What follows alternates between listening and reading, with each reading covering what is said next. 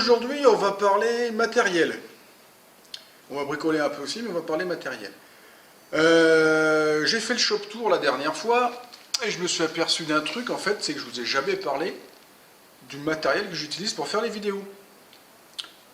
Bon, à part la grosse lumière qui me sert à m'éclairer en additionnel, ça j'ai une vidéo pour ça. Mais ma caméra, mes pieds, mon matériel, tout ça, je vous en ai jamais parlé. Avant de me lancer à faire des vidéos, j'avais regardé pas mal sur YouTube comment dire, les conseils que pouvaient donner des gens. Donc il y a ceux qui disaient, bah, YouTube, tu fais du contenu, enfin tu fais faut faire des vidéos intéressantes. Le matériel, bah, on prend un téléphone portable pour filmer, une lumière à 3 balles et puis on fait des trucs comme ça. Donc un petit investissement pour commencer. Et d'autres disent, bah, il faut au minimum un appareil à 1000 balles, plein de lumière à 1000 balles et puis plein de son à 1000 balles.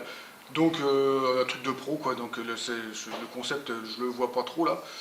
Donc bon, voilà. Donc bah, je me suis lancé avec une petite caméra, que j'ai pas payé cher, parce que mon téléphone, bon, vous l'avez déjà vu, hein, mais il fait même pas de photos. Il marche bien encore, mais il fait pas de photos. Donc il fait pas de vidéo non plus, donc avec ça je fais rien. Donc bah, je me suis payé une petite caméra. Et bah, j'ai commencé à filmer, hein, vous avez vu, avec des résultats pas forcément bien au début, il faut apprendre. Et j'ai vite eu des commentaires me disant que mes vidéos étaient intéressantes, mais que l'image était pourrave et que c'était une honte. Ouais, mais bon, quand on n'a pas de moyens, on a une caméra à 80 balles, et puis on se démerde avec ce qu'on a, et puis voilà. Donc bah, je vais vous montrer tout ça. Représenter le matériel avec lequel bah, je vous fais des vidéos. Allez. Donc le plus con, ça va être de filmer la caméra avec la caméra. Donc je vais faire ça avec mon appareil photo. Donc je vais déjà vous parler de mon petit Lumix. Ça me permet de faire des photos que j'insère des fois dans les vidéos ou que vous voyez sur bah, tous les reportages photos que je fais sur Fred Custom Garage sur Facebook. Donc c'est un Lumix Panasonic DMC SZ3. Je fais des photos de bonne qualité, des vidéos de un peu moins bonne qualité, mais pour filmer la caméra, je ne vais pas avoir d'autre choix que de prendre ça. Donc je vous présente la caméra. Donc voilà, je vous présente ma caméra. C'est une Ricoh. C'est une Ricoh, une WGM2. Ça fait des vidéos jusqu'à 4K. Bon, 4K, je ne filme pas en 4K, moi je filme en 1030. Hein. Là, c'est pas la plus haute résolution, c'est la troisième, donc il y a le 4K, le 1030-60 et 1030-30, donc je fais ça en 1030-30, parce que comme ça je peux mettre 3 heures de film sur une carte de 32 Go, c'est pas mal. Donc, j'ai mis une pince que j'ai achetée sur internet, qui a dû me coûter 8 balles. Le petit élastique, ça c'est quand je le mets sur des trucs qui vibrent la machine outil, c'est pour éviter que ça fasse gling gling gling gling. Et puis bah, le pied est un appareil photo, un pied d'appareil photo que j'ai trouvé sur une brocante, je l'ai payé 2 €. Et avec la boucle qui est là et la pince, ça me permet d'avoir des positions pour mettre la caméra assez dingues. Je peux la mettre au-dessus de mon épaule, enfin bon, des trucs intéressants. Donc c'est une caméra que j'ai pas achetée neuve. Je l'ai acheté d'occasion, comme je vous le disais, je l'ai payé à 80 €, avec le port, je crois. Elle avait quelques mois. Et ben, j'en suis relativement content. Bon, il y a des limites hein, au niveau lumière, surtout des problèmes de contraste pas automatique, tout ça. Donc bon, je pourrais trouver mieux un de ces quatre, mais pour l'instant, je fais avec ça. Et l'écran, en fait, c'est un écran plongé. C'est un écran plongé sur lequel j'ai viré le plastique et j'ai collé un verre. Comme ça, bah, le verre est interchangeable. Donc dès que je crains plus rien au niveau soudure, éclat de meulage et tout ça, quand il est foiré, je le change. Ça coûte rien. C'est du verre que j'ai récupéré à la poubelle. Je le coupe en petits carrés, je le colle. Voilà. On fait le tour. Là, on voit que je suis en train de filmer. Voilà. Quand je filme pas, elle est pas éteinte, quoi. Donc c'est une petite caméra qui vaut ce qu'elle vaut. Donc bah, pour pallier au manque d'écran de retour, parce que quand on a un appareil, même un bridge ou quoi que ce soit, on peut avoir l'écran sur le côté pour voir ce qu'on filme. Là, l'image elle est sur le dessus. Donc en fait, à part prendre un escabeau, j'ai pas trouvé de solution. Donc ma solution, c'est un vieux rétro. Un vieux rétroviseur. Et enfin, je le place au-dessus comme ça, derrière la caméra, et j'ai un retour de ce que je vois dans la caméra. C'est pas mal, ça coûte rien. Et puis bah, après, bah, je me filme. Les erreurs de cadrage, j'en ai pas trop. C'est déjà bien. Voilà. Donc bah, avec la caméra, bah, j'ai acheté des batteries de rechange parce que bah, une batterie ça dure 1h30, 2 heures, c'est du suivant. Donc j'ai de la Pentax, donc, parce que Ricoh c'est Pentax, faut savoir ce que c'est. Donc ça c'est celle d'origine, qui arrive à tenir 2 heures, 2h20. C'est une bonne batterie qui fait 940 mAh. Et bah, il y a celles-là qui sont des adaptables que j'ai acheté en même temps que la pince, qui sont au moins balèzes. C'est des combien ça? C'est marqué dessus. C'est des 750 mAh. Avec ça, je tiens 1h30, 1h30, 1h50. Ça dépend. Bon, et puis comme elles commencent à avoir un peu de bouteille et je les recharge souvent, elles commencent à durer de moins longtemps. Mais bon, voilà. Donc j'ai des batteries, un petit chargeur, c'est pareil, ça coûte 10 balles.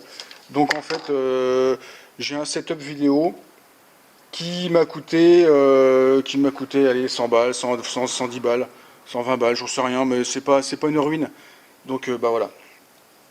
Voilà avec quoi je filme. Donc voilà tout ça pour dire que bah, on n'a pas de gros moyens, mais vidéo, moi j'ai pas d'énormes connaissances vidéo. J'ai commencé comme ça. Je pensais rapidement changer la caméra pour un bridge ou un appareil un peu mieux. Mais bon, c'est entre 3 et 600 euros. Moi, avec ça, je préfère largement faire autre chose parce que limite, c'est presque abstrait pour moi, c'est comme un investissement. Ça se fera hein, quand j'aurai 4 balles, que j'aurai vraiment gagné un peu d'argent.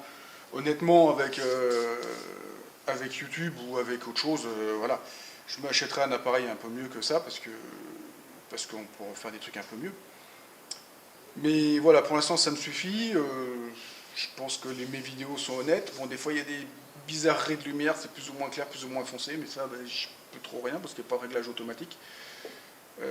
Des fois, le contrôle est bon, j'appuie sur le bouton, la lumière change.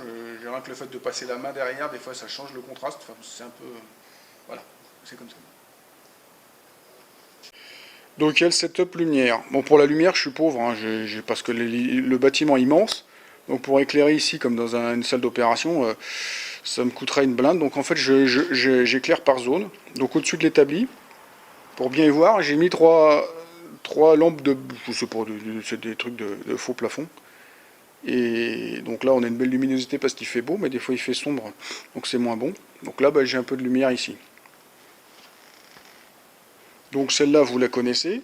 C'est ma lampe additionnelle. Elle me sert effectivement partout. Hop.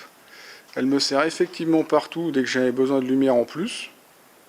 Partout où elle passe, parce que sur la mezzanine, je ne peux pas la mettre. J'arrive à avoir de la lumière correcte avec ça. Donc voilà pour mon setup vidéo, il n'est pas énorme, il n'est pas des masses, il n'est pas excessif, il permet à tout le monde de faire de la vidéo. Je crois que là vous me voyez mal. Hop, si je le fais comme ça, ah bah vous me voyez mieux. Ça, c'est le pourquoi mes premières vidéos sont un chouille flou, avec des lumières bizarres et je m'en suis pas aperçu tout de suite. C'est l'obturateur, enfin l'écran normalement de protection de la lentille, qui est dessus. Et moi j'ai pas fait attention quand je l'ai acheté quand même à l'été d'occasion. Il n'y a pas de housse avec cette caméra.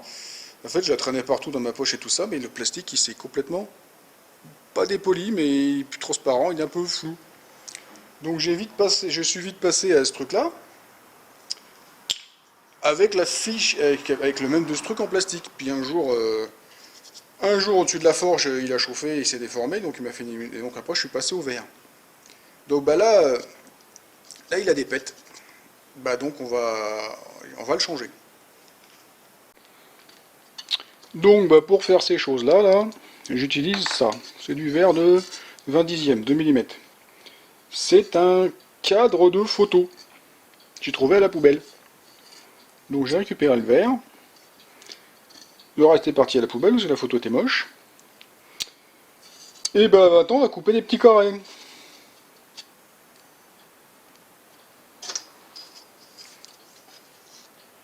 Donc c'est ma planche qui va bien.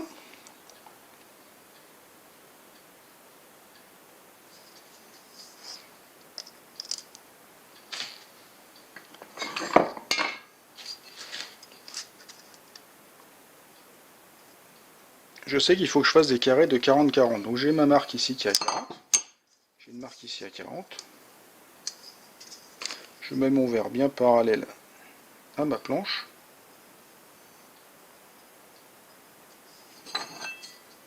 Je mets une équerre, une règle.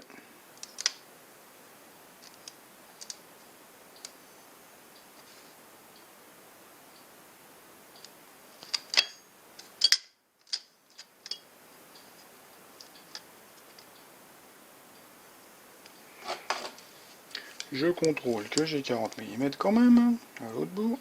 Parce que tracer avec un crayon de papier sur du verre, ça ne fait pas bien. Donc là, on est bon. J'ai un petit outil à découper le verre.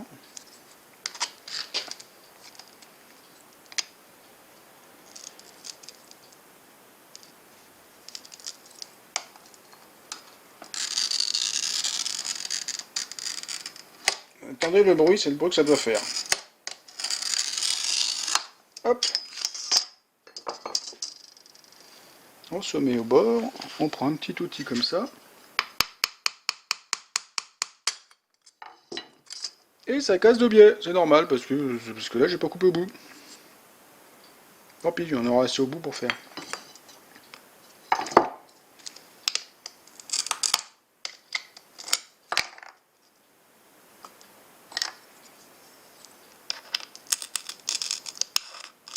Ouais, bon, bref.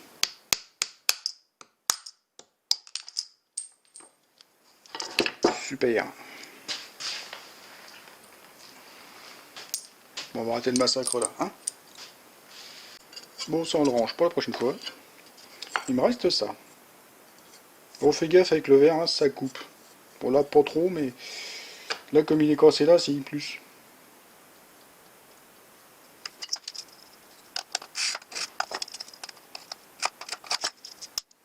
Un petit carré. Bon, je vais en faire deux ou trois, parce que je vois ce que je peux faire. Ça fera de l'avance.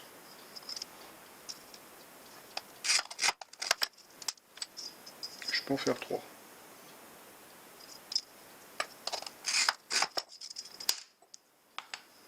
Et ça, je le jette. Et ce que je fais, c'est que je prends un disque diamant, de disqueuse,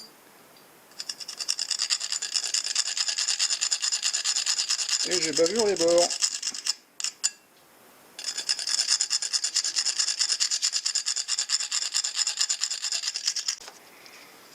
Après, je le passe à l'alcool à brûler. Pour le dégraisser, le nettoyer. Parce qu'il est crade, hein, faut dire ce qui est, hein, le noir que ça fait.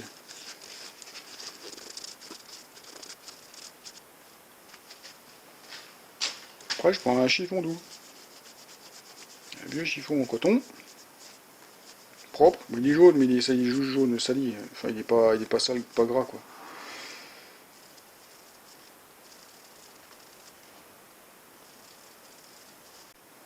Donc voilà. Voilà ce que vous allez voir. Bon, il y a des reflets autour parce qu'il n'y a pas le coche, mais sinon c'est strictement pareil. Donc maintenant, il faut enlever celui-là, qui est collé. Qui est bien collé, pas au fond presque. Voilà. Donc celui-là, on voit bien, il est plein de pètes de soudure. Oh, pas de soudure, de meulage. Donc bon, il est granuleux. Oh, j'ai eu pire, hein, mais bon, il commence à y avoir des petites pètes, des petites trucs, parce que c'est un petit point, ça fait des points de brillance. Donc hop, poubelle. Donc me voilà avec un cache. Il reste des traces de colle, mais c'est pas grave. Je recolle dessus, en fait. J'ai un vieux pot de colle à maquette qui va bien.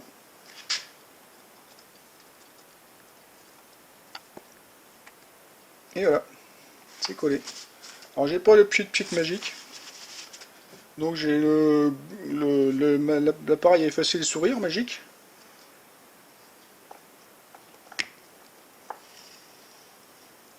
Donc je le pose comme ça pendant 10-15 minutes et ce sera collé.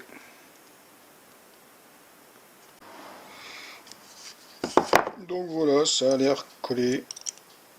C'est collé, ça bouge plus. Impeccable. Bon bah je vais le remettre.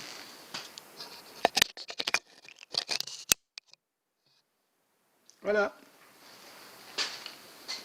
Donc maintenant, vous devez me voir un peu plus net que tout à l'heure. Ou presque, ou pas. Donc il va durer le temps qu'il va durer. Si j'y prends soin, si j'y fais attention ou pas, des fois je le bousille tout de suite. Des fois il peut y avoir plusieurs semaines, voire mois. Ça dépend si je fais attention avec la disqueuse, comment je me place, avec le poste à souder. Le poste à souder encore ça va. Mais surtout la disqueuse. Parce que des fois je fais des belles étincelles avec les gerbes, mais et pour faire des belles images.